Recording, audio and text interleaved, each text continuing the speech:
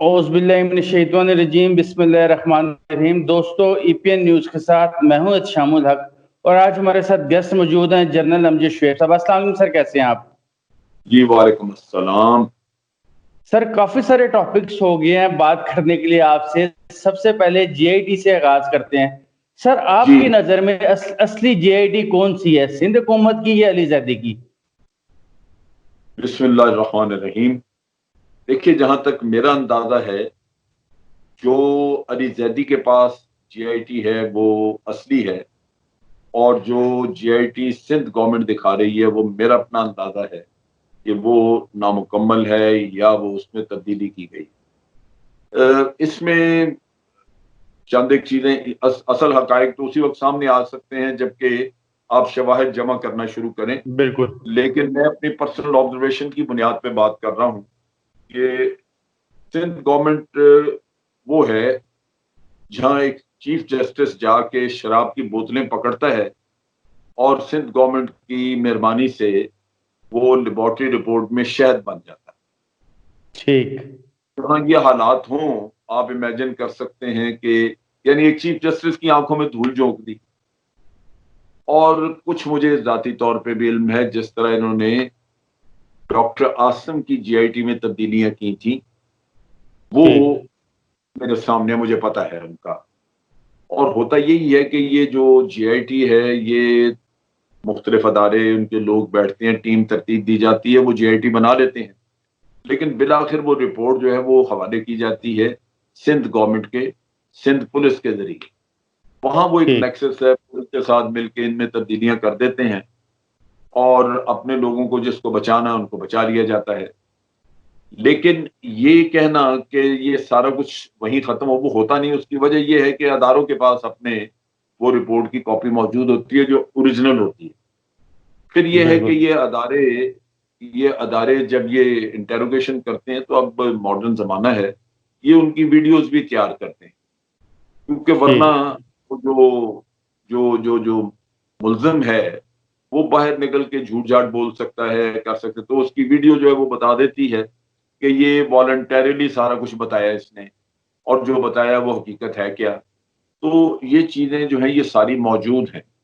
اب یہ حکومت پہ منحصر ہے کہ اگر وہ واقعی اصل مجرموں کو کٹہرے میں لانا چاہتی ہے، تو پھر اس کے لیے بڑا ضروری ہے کہ وہ ایک تحقیقات کروا لے یا عدالت میں چلے جائیں، اور وہاں تمام ادارے جو اس کا حصہ تھے جے آئی ٹی کا، وہ اپنے شواہد وہاں پیش کر دیں، اور اصل بات سامنے آ جائے گی۔ ہونا لازمن یہ چاہیے کہ جب آپ ایک مجرم کو یا ملزم کو پکڑتے ہیں اور وہ بتاتا ہے کہ میرے ساتھ فلاں فلاں کا تعلق تھا اور فلاں فلاں نے میرے ان جرائم کے ذریعے یہ فائدہ اٹھایا، تو پھر آپ جب تک ان کے جو سرپرست ہیں، جو ان کے جو اسپانسر کرتے رہیں ٹیررزم، یا جو ان کو پیٹرنائز کرتے رہے ہیں، جب تک آپ ان کو نہیں پکڑیں گے، تو یہ تو ایک مورا ہے، یہ ختم ہو جائے گا تو وہ کوئی اور مورا پیدا کر لیں گے۔ ٹھیک۔ لیکن سر جس طریقے سے جے آئی ٹی دی گئی علی زیدی صاحب تک پہنچی، بقول علی زیدی صاحب رات کو کوئی شخص موٹر سائیکل پر آ کے ان کے گارڈ کو لفافے میں بند ایک ڈاکومنٹ دے گیا، جو صبح اٹھ کے دیکھا تو اس میں پتہ چلا کہ جے آئی ٹی ہے۔ تو سر یہ کسی ادارے کی طرف سے یا کسی مشکوک شخص کی طرف سے تو نہیں دی گئی ہے جے آئی ٹی جو پہنچائے گی علی زیدی صاحب کو؟ میں ایک چیز آپ کو بتاؤں، یہ کس طرح اس کے پاس آئی؟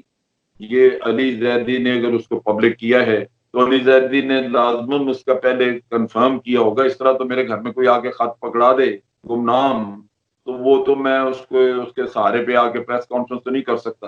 تو لازماً اگر کوئی اس طرح دے گیا ہے تو پھر علی زیدی نے اس کو کہیں نہ کہیں تو ویریفائی کیا ہوگا لوگوں سے بات کرنے سے پہلے۔ اب اس طرح ہے کہ مثلا میں آپ کو بتاتا ہوں کہ کل رات مجھے ایک ادارے کے کسی آدمی نے ٹیلی فون کیا، جس کو نہ میں ملا ہوں کبھی، نہ میری اس سے کبھی بات چیت ہوئی، لیکن اس نے مجھے کہا کہ جی میں نے جی آئی ٹی کے اوپر آپ کی گفتگو سنی فلاں چینل پہ، تو میں آپ کو یہ بتا رہا ہوں کہ جو کچھ آپ نے کہا وہ ٹھیک ہے، لیکن شواہد کے طور پہ اگر آپ کہیں تو ہمارے پاس ویڈیوز بھی موجود ہیں، ہمارے پاس اصل جی آئی ٹی بھی موجود ہے۔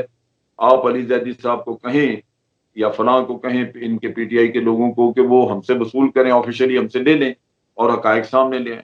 اب میں نے اس آدمی سے پوچھا, میں نے کہا بھی آپ مجھے ٹیلی فون کر رہے ہیں تو آپ کا کیا مقصد, میں تو اس کھیل سے نہیں میرا کوئی تعلق واسطہ. تو اس نے کہا کہ جی نہیں, میرا بھی مفاد یہی ہے کہ اگر حقائق موجود ہے تو وہ سامنے آنے چاہیے. تو بات یہ ہے کہ لوگ خود بخود والنٹریلی بھی اس میں آپ کو ہیلپ کرتے ہیں, یا وہ مخلص ہیں ملک کے ساتھ, وہ چاہتے ہیں کہ اصل مجرموں کو سزا ملنی چاہیے, تو وہ اس طرح کی بات کرتے ہیں. اب میرا اس سارے قصے سے میرا کوئی واسطہ نہیں. میں نے صرف ایک ٹیلی ویژن چینل پہ میری بحث ہوئی قمر زمان قاہرہ صاحب کے ساتھ, اور وہ انسسٹ کر رہے تھے کہ نہیں ایسی کوئی بات نہیں, اور میں نے ان کو کہا کہ میری اپنی ریڈنگ ہے, میرا اپنا مشاہدہ ہے کہ سندھ گورنمنٹ یہ کام کرتی ہے, لہٰذا میں اس شک کی بنیاد پہ کہہ رہا ہوں کہ اس میں بھی سندھ گورنمنٹ نے کوئی گڑبڑ کی ہے, اصل جے آئی ٹی کچھ اور. تو وہ کسی نے دیکھا پروگرام اور انہوں نے اٹھ کے نمبر میرا کہیں سے لیا تو ٹیلی فون کر دیے. تو لوگ اس کا بھی کام کرتے ہیں. اب میرا واضح بات ہے کہ میرا تو کوئی سیاسی مقصد نہیں ہے اس میں, لیکن اس نے میری گفتگو سن کے تو اس نے کہا جی کہ یہ چیز یہ حقائق ہے. تو اس طرح علی زیدی کو بھی کسی نے ہیلپ کی ہوگی, یہ ہمیں بھی ذہن میں رکھنا چاہیے کہ علی زیدی کی اگر کسی نے ہیلپ کی ہے تو اس نے کسی اچھی نیت سے کی ہے. پھر آپ دیکھیے احتشام کے پیپلز پارٹی کے اپنے لوگ وقتاً فوقتاً بہت ساری باتیں کرتے رہے. آپ نبیل گبول کا لے لیجیے, جو ہے ذوالفقار مرزا کی بات سن لیں, اور وہ ایک اور بلوچ ہے, جان بلوچ ہے یا کیا نام ہے ان کا, ان کی ویڈیو, کئی لوگ ہیں, حبیب جان. تو کئی لوگ ہیں جن کی مختلف وقتوں پہ اگر آپ گفتگو کو ایک جگہ جمع کریں تو آپ کو سارا نیکسس پتہ لگ جاتا ہے کہ بھی اصل لوگ تھے کون, جو اپنے سیاسی مقاصد کے لیے, اپنے ذاتی مقاصد کے لیے یہ قتل و غارت کرواتے رہے. تو یہ کوئی چھوٹا قصہ نہیں ہے. باہر کی انٹیلیجنس ایجنسی سے بھی عزیر بلوچ کے اس کی وابستگی تھی. یہاں کوئی 198 198 مرڈرز کی بات ہو رہی ہے. تو یہ تو کوئی چھوٹی چیز نہیں ہے, اور یہ آدمی کرتا رہا, کبھی پکڑا نہ گیا, کبھی پوچھا نہیں کسی نے سندھ گورنمنٹ نے. تو لازمی بات ہے کہ کہیں نہ کہیں تو سیاسی پناہ اس کی تھی, سیاسی کوریج تھا اس کو, سیاسی پیٹرنائزیشن تھی. تو یہ سارا نیٹ ورک جو ہے نا یہ پکڑا جانا چاہیے, ان کو سزائیں ہونی چاہیے, ورنہ تو یہ کھیل چلتا رہے گا یہاں پہ. ٹھیک سر, زہر جان بلوچ کو ایم کیو ایم کے اگینسٹ بھی کافی استعمال کیا گیا, اور سر ایم کیو ایم کے خلاف آپ کو لگتا ہے کہ صرف پیپلز پارٹی نے استعمال کیا ہوگا زہر جان بلوچ کو, یا باقی کسی اور نے بھی شاید استعمال کیا ہو؟ نہیں, میرا خیال ہے کہ وہاں پہ پولیٹیکل تھریٹ جو تھی وہ تو پیپلز پارٹی کو ہی تھی ایم کیو ایم کی طرف سے. آپ کو پتہ ہے کہ ایم کیو ایم جب زور پہ تھی تو وہاں پہ کسی اور پولیٹیکل پارٹی کی ہمت نہیں تھی کہ وہ وہاں پہ کوئی کام کر سکے.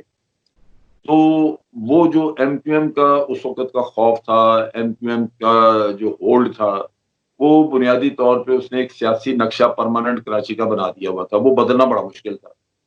تو اس میں تو چونکہ وہ ایک دہشت گرد جماعت تھی, اور آپ کو پتہ ہے کہ قتل و غارت اور بوری بند لاشوں کا تو قصہ انہوں نے شروع کیا تھا. تو ان کا مقابلہ تو وہاں پہ وہی کر سکتا تھا جو انہی الفاظ میں اسی طریقے سے ان کو جواب دے. تو عزیر بلوچ کو میرا خیال ہے انہوں نے ان کو کاؤنٹر کرنے کے لیے استعمال کیا, ورنہ تو وہاں ایسی دہشت تھی, ایم کیو ایم کا اپنا بندہ تو وہی مرتا تھا جس کو ایم کیو ایم خود مارنا چاہتی, ورنہ تو وہ قتل و غارت کر رہے تھے پورے کراچی میں. تو یہ ہو سکتا ہے کہ اس کو اس لحاظ سے کہ وہاں پہ پولیٹیکل بیلنس کریٹ کیا جائے, تو پولیٹیکل پارٹی نے, کیونکہ وہاں پہ ہمیشہ پیپلز پارٹی کا ہولڈ رہا ہے اندرون سندھ میں ان کے ووٹس کی وجہ سے, تو انہوں نے ہو سکتا ہے کہ کراچی میں ہولڈ امپروو کرنے کے لیے یہ کیا ہو.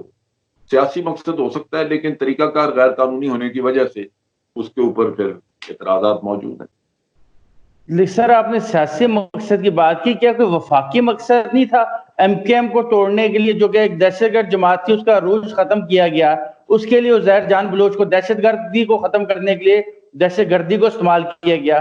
کیا سیاسی سے زیادہ وفاقی مقصد نہیں تھا اس کے پیچھے؟ نہیں, آپ دیکھیں کہ وفاق نے تو, اگر وفاق کا آپ رول دیکھیں تو وہ بڑا واضح رہا. ایک طرف آپ دیکھیں کہ مصطفیٰ کمال وہ سامنے آئے اور انہوں نے ایم کیو ایم کے تمام کرتوت سامنے کھولنے شروع کیے, اور ایک آدمی جب اتنے بولڈ طریقے سے یہ کھولتا ہے سامنے, جو خاص طور پہ ان کا بہت ہی فیوریٹ آدمی رہا ہو, تو عوام کی آنکھیں کھل جاتی ہیں, لوگ یقین کرنا شروع کرتے ہیں کہ واقعی اگر کوئی ادارے کسی وقت میں کہتے تھے کہ یہ دہشت گرد ہیں، یہ انڈیا سے ان کے تعلق ہیں، را سے پیسے لیتے ہیں، تو وہ چیزیں غالباً درست ہیں، کیونکہ آج ان کا اپنا اندر کا آدمی یہ بات بتا رہا ہے۔ دوسری طرف چیز یہ ہے کہ کیونکہ الٹیمیٹلی جو علاج ہے وہ آپ کسی کو قتل کر کے تو اس کا زور اگر ختم کرنا چاہے وہ نہیں ہوتا، اس سے اس کو ہو سکتا ہے کہ اپنی کمیونٹی میں ہمدردیاں ملیں زیادہ، وہ زیادہ پاپولر، جس طرح بے نظیر کا مرڈر ہوا تو پیپلز پارٹی جیت گئی، جو جیتنے کی حالت میں نہیں تھی لیکن جیت گئی پچھلے الیکشن، تو وہ تو سمپتھی ووٹس بلکہ آ جاتا ہے۔ تو آپ کو ان پارٹیوں کو اگر کسی نے کنٹرول کرنا تو ان کو سیاسی طور پہ ہی کیا جا سکتا ہے کہ ان کا سیاسی اثر رسوخ ختم کر دیا۔ لہذا دو کام ہوئے، ایک تو یہ کہ مصطفیٰ کمال نے ان کا سیاسی چہرہ جو ہے وہ بے نقاب کرنا شروع کیا اور آپ نے دیکھا کہ اس سے پھوٹ پڑی۔ دوسرا جو بڑا قصہ ہوا وہ الطاف حسین نے خود اپنے پاؤں پہ کلہاڑی ماری، جو اس نے پاکستان کے خلاف تقریر کر دی۔ اب بالکل سارا کام تو یہ جو وارداتوں کا تھا، دہشت گردی کا، یہ تو الطاف حسین چلا رہا تھا، اس کے حکم پہ سب کچھ ہوتا تھا۔ جب آپ نے اس کا کنیکشن توڑا کہ جی آپ نے اس کی تقریر بند کر دی، پبلک میں سن نہیں جا سکتی تھی، تو آپ نے دیکھا کہ بہت حد تک اس کا زور ختم ہونا شروع ہو گیا، ورنہ وہ اکساتا تھا لوگوں کو، تو یہ اس نے خود کیا۔ پھر اس کو ایک لا اینڈ آرڈر کے طور پہ دیکھا گیا، تو آپ نے دیکھا پھر رینجر نے چھاپے مار مار کے کرمنل ایلیمنٹس کو پکڑنا شروع کیا۔ اب جب پولیٹیکل پیٹرنائزیشن الطاف کی شکل میں ختم ہو گئی تو کرمنل ایلیمنٹس کو پکڑنا، ان کو جیلوں میں ڈالنا وہ آسان ہو گیا آپ کے لیے، کیونکہ پھر وہ ریئیکشن وہ نہیں آتا تھا، ورنہ تو الطاف باہر سے بھڑکاتا تھا ان کو۔ تو یہ طریقہ کار جو ہے یہ اس سے بالکل مختلف ہے، جہاں کوئی یہ سوچے کہ جناب آپ ان کے لوگوں کو مروا کے تو شاید عزیر جان بلوچ کے ذریعے مروا کے تو شاید کوئی آپ اس پارٹی کو ختم کرنا چاہتے تھے۔ مرنے مارنے میں یہ پارٹی ہمیشہ آگے رہی ہے، اور جب ان کے لوگ مارے گئے اسی وقت مارے جاتے ہیں جب یہ خود مارتے تھے اپنے، ان کا کوئی آدمی ان سے اگر اتفاق نہیں کرتا تھا تو یہ اس کو مار دیتے۔ اور اس ٹھیک کے ساتھ ساتھ آپ نے دیکھا کہ مارنے کے بعد خود مارنا، پھر پبلک سے اس کے لیے حمایت اور ہمدردی بھی وصول کرنا، کیونکہ یہ کہتے تھے جی مارا دوسروں نے، اپنا تو کبھی کہتے ہی نہیں تھے کہ ہم نے مارا ہے، جس طرح عمران فاروق کو مارا ہے انہوں نے، تو ٹھیک دنیا کو کہا جی کو قتل کر گیا۔ تو یہ ان کا طریقہ کار تھا، لہذا قتل و غارت جو ہے وہ تو انہوں نے اپنے مقاصد کے لیے کی۔ اصل نقصان پہنچا ان کو جب الطاف حسین نے تقریر کی ملک کے خلاف، گورنمنٹ نے بین کیا، پھر رینجر آپریشن ہوا، اس چیز نے ایم کیو ایم کا زور توڑا۔ ٹھیک سر، ذوالفقار مرزا عزیر جان کو کہتے تھے کہ میرا بچہ ہے، ٹھیک ہے سر، جس طرح پی ایس پی کے بارے میں کہا جاتا تھا، مصطفیٰ کمال کا آپ نے ذکر کیا، وہ رے ایم کیو ایم میں، لیکن جب پی ایس پی بن گئی وہ کیا ایک تھا لانڈری میں دھل گئی، اس طرح کے الفاظ استعمال ہوتے تھے۔ آج پی ٹی آئی کی حکومت میں ہیں، اتحادی ہیں پی ٹی آئی کے، ذوالفقار مرزا، ان کی وائف، ان کی پارٹی، تو سر ایسا تاثر نہیں دیا جا رہا کہ ذوالفقار مرزا بھی کسی لانڈری میں دھل گیا، ان کا ذکر ہی نہیں ہو رہا، صرف پیپلز پارٹی کا ذکر ہو رہا ہے آج؟ نہیں، ذکر کیوں نہیں، جب جے آئی ٹی میں پورا اس کا بھی نام ہے اور جے آئی ٹی میں اس کے سارے معاملات آئیڈینٹیفائڈ ہیں، اور وہ سندھ گورنمنٹ نے بھی خیر وہ جو جے آئی ٹی تھی اس میں اس کا ہے، تو جے آئی ٹی میں جب ایک آدمی کا پورا رول آ گیا تو آپ کیسے کہہ سکتے ہیں کہ جی اس کو کسی نے دھو دیا اور صاف کر دی، اس کا تو پھر جے آئی ٹی میں نام نہیں آنا چاہیے، وہ تو جرم میں شریک نظر آ گیا۔ اب یہ سندھ گورنمنٹ کا کام ہے، جنہوں نے دیکھا نا جے آئی ٹی والے لوگ جو ہیں وہ صرف تحقیقات کرتے ہیں، وہ کسی کو سزا نہیں دے سکتے، کسی کا چلان بنا کے عدالت میں پیش نہیں کر سکتے، یہ ان کا رول نہیں۔ جیسے رینجرز ہے، رینجر تحقیقات کر کے دے سکتا ہے آپ کو، لیکن رینجر کے پاس کوئی اختیار نہیں کہ وہ چالان بنائے یا کسی کو جیل میں ڈال دے، ان کے تھانے نہیں ہیں، ان کو پولیس کے اختیارات نہیں ہیں۔ سو ان چیزوں کی وجہ سے باقی کام تو جو کچھ کرنا ہے وہ پولیس نے اور سندھ گورنمنٹ نے کرنا ہے، لیکن ٹھیک جے آئی ٹی میں ذوالفقار مرزا کا رول پوری طرح آئیڈینٹیفائڈ ہے۔ اب آپ بات کر رہے ہیں کہ جناب لوگ کہتے ہیں کہ یہ دودھ کا دھلا ہو گیا مصطفیٰ کمال، وہ ایسا نہیں ہے۔ مصطفیٰ کمال نے جو کام کیا اگر وہ یہ نہ کرتا تو آج ایم کیو ایم جو ہے وہ اسی طرح مضبوط ہوتی۔ مصطفیٰ ٹھیک کمال نے بہت پہلے آواز اٹھائی، مصطفیٰ کمال ملک سے پہلے بھاگ گیا تھا کیونکہ اس کو ڈر تھا کہ قتل نہ کر دیں، کیونکہ اس نے ان کی مخالفت کرنی شروع۔ اور مصطفیٰ بالکل کمال سے میری بھی بات ہوئی، وہ کہتا ہے جی جب مجھے پہلی دفعہ پتا چلا کہ یہ بھارت کے ساتھ ان کا لنک ہے تو میں علیحدہ ہوں، اور میں نے ٹھیک اندرونی طور پہ میں نے اپنے مختلف لیڈرز کو کہا کہ یہ چیز درست نہیں ہے، ہمیں اس کو چھوڑ دینا چاہیے۔ لیکن وہ آج بھی کہتا ہے کہ ان کے سارے لیڈرز کو پتا تھا، جو آج Pakistan M Q M Pakistan بنی ہوئی ہے، اس نے کہا جی یہ سارے مجرم ہیں، ان کو سب کو پتہ ہے، لیکن یہ خاموش ہو کے بیٹھ گئے ہیں. آج بھی اگر الطاف حسین واپس آئیے دوبارہ MQM نندر بن جائے گی. ٹھیک. اب یہ حکومت کا کام ہے کہ بھئی اب اگر جب آپ نے دیکھا کہ مصطفیٰ کمال نے یہ کہا کہ جناب میں نے بھی کانفرنسیں ان کی اٹینڈ کی جہاں بھارت کے ساتھ لنک ڈسکس ہوا، پیسے وصول ہوئے، پیسے بھیجنے ہوتے تھے، منی لانڈرنگ ہوئی، یہ سب چیزیں جب مصطفیٰ کمال اپنے منہ سے کہہ رہا ہے تو کیا حکومت پاکستان کا فرض نہیں ہے کہ وہ اس پہ ایک انکوائری آرڈر کرے یا GIT بٹھائے مصطفیٰ کمال پہ، اور مصطفیٰ کمال جن جن کا نام لیتا ہے ان کو GIT میں شامل کریں اور ہر ایک کے جرائم جو ہے وہ سامنے لے کے آئیں.